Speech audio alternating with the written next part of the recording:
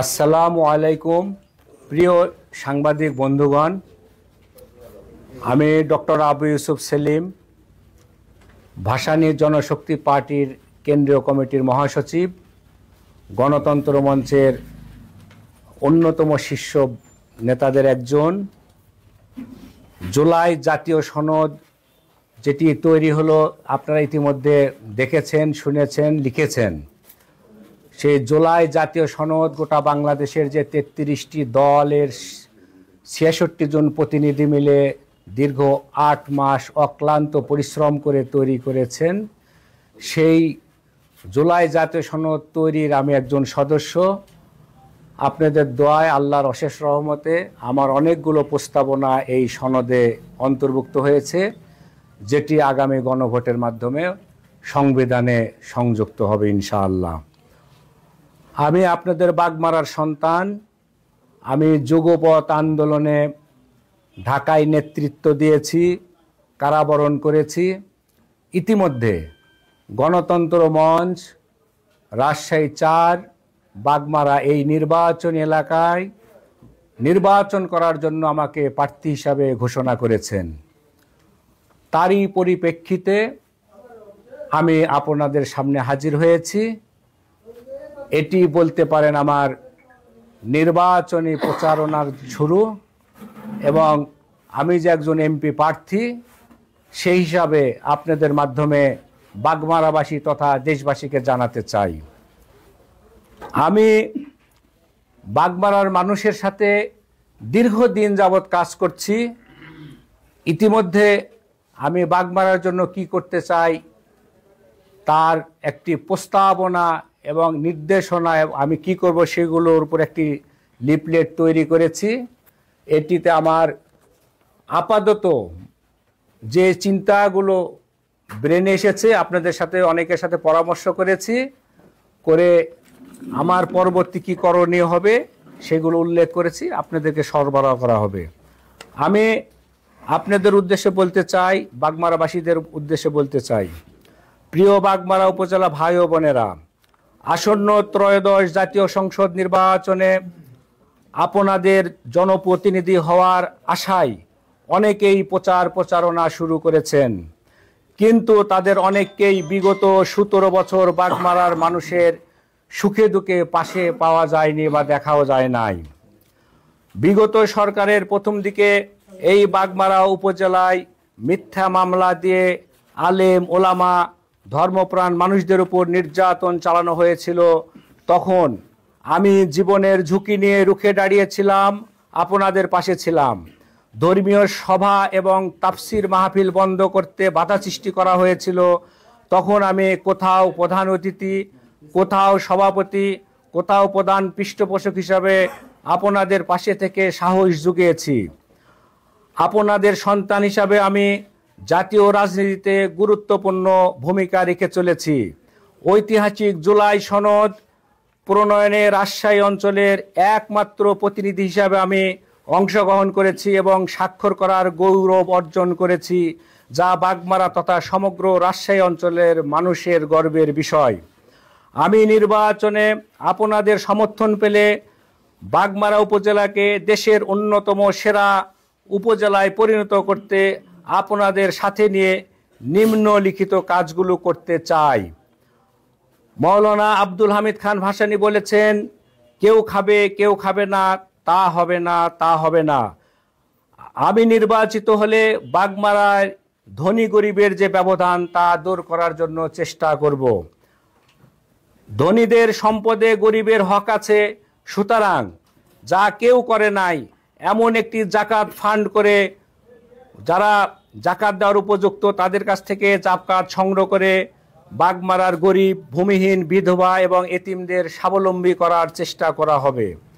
মাদক ব্যবসায়ীদের কঠোর হস্তে দমন করা হবে, বাগমারা উপজেলাকে মাদক মুক্ত করা হবে ইনশাআল্লাহ। চাঁদাবাজদের কঠোর হস্তে দমন করা হবে। বাগমারা উপজেলার স্বাস্থ্য কমপ্লেক্সে আপনারা জানেন ঠিকমতো স্বাস্থ্য সেবা পায় না জনগণ, তাই আমরা চেষ্টা করব ১০০ শয্যায় উন্নীত করে পর্যাপ্ত ওষুধ সরবরাহ করে গরিব মানুষের স্বাস্থ্যসেবা নিশ্চিত করতে। একটি অত্যাধুনিক হাসপাতাল প্রতিষ্ঠা করে প্রত্যেক রোগের বিশেষজ্ঞ ডাক্তার নিয়ে এসে তাদের মাধ্যমে চিকিৎসা সেবা নিশ্চিত করা হবে। আপনারা জানেন বাগমারাতে চিকিৎসার নামে অনেকের পকেট কাটা হয়, অসহায় গরিব রোগীদের কাছে ইচ্ছামতো ফি নেওয়া হয়। আমরা নির্বাচিত হলে চিকিৎসা সংশ্লিষ্ট কেউ যেন অসহায় রোগীদের সাথে প্রতারণা করতে না পারে সেজন্য চিকিৎসা ফি নির্ধারণ করে দেওয়া হবে। আপনারা জানেন বয়স্ক ভাতা, বিধবা ভাতা, চিকিৎসা ভাতা সহ বিভিন্ন ভাতায় রন্ধে রন্ধে দুর্নীতি। আমরা নির্বাচিত হলে এই দুর্নীতিগুলো দূর করা হবে।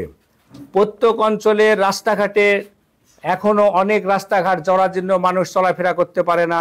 আমরা নির্বাচিত হলে রাস্তাঘাটের ব্যাপক উন্নয়ন করা হবে এবং জেলা শহরের সাথে যে রাস্তাগুলো আছে সেগুলো সম্প্রসারণ করা হবে।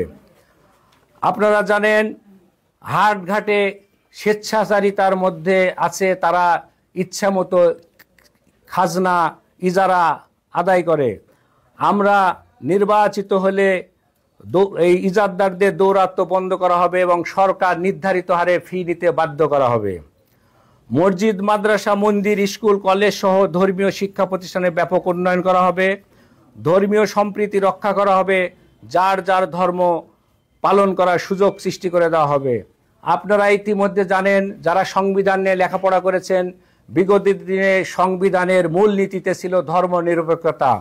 আমি আপনাদের সন্তান এই সংস্কার কমিশনে দাঁড়িয়ে আমি দ্ব্যর্থহীন ভাষায় বলেছিলাম ধর্ম নিরপেক্ষতা মানে ধর্মীয় কুফরি, এটি মেনে নেওয়া যায় না 95% মুসলমানের দেশে।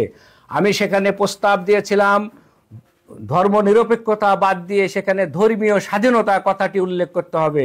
তাহলে যার যার ধর্ম স্বাধীনভাবে পালন করবে, এখানে কোনো বাধা আসবে না।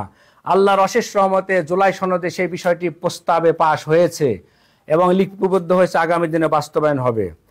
শিক্ষা আপনারা জানেন এখনও বাংলাদেশের লেখাপড়াতে বাগমারা অঞ্চল অনেক পিছিয়ে আছে। এখনও অনেক ছেলে মেয়ে স্কুলে যায় না, পিছিয়ে পড়ে আছে, স্বাক্ষর জ্ঞানের অভাব। আমরা চেষ্টা করব ঘরে ঘরে জ্ঞানের আলো জ্বালাতে। 100% ছেলে মেয়ের হাতে বই খাতা তুলে দেওয়া হবে ইনশাআল্লাহ। শিক্ষা প্রতিষ্ঠানে লেখাপড়ার মান বৃদ্ধি করে ছাত্রছাত্রীদের আন্তর্জাতিক প্রতিযোগিতায় চ্যালেঞ্জ গ্রহণ করার জন্য প্রস্তুত করা হবে। আপনারা জানেন আমার অঞ্চলের ছেলেমেয়েরা লেখাপড়া করে বিএ এমএ পাশ করার পরে চাকরির সুযোগ থেকে বঞ্চিত হয়, তারা কম্পিটিশনে টিকে না।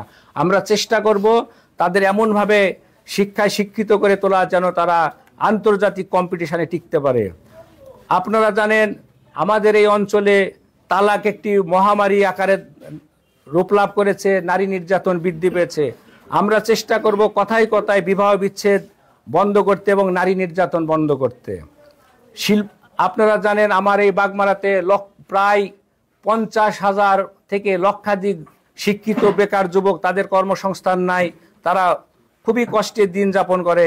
আমরা চেষ্টা করব বাগমারায় বিভিন্ন শিল্প স্থাপন করব, কারিগরি প্রশিক্ষণের মাধ্যমে কর্মসংস্থানের ব্যবস্থা করে বেকারত্ব দূর করার চেষ্টা করব। প্রিয় সাংবাদিক বন্ধুরা, আজকে পৃথিবী যখন দ্রুত গতিতে এগিয়ে চলছে তখন আমরা অনেকখানি পিছিয়ে আছি। তাই আমরা সিদ্ধান্ত নিয়েছি ঘরে ঘরে রেমিডেন্স যোদ্ধা। আপনারা দেখবেন বাংলাদেশের মধ্যে সিলেট অঞ্চল অত্যন্ত ধনী অঞ্চল, কারণ তাদের প্রত্যেকটা বাড়িতে দেখা যায় বিদেশের লোক আছে।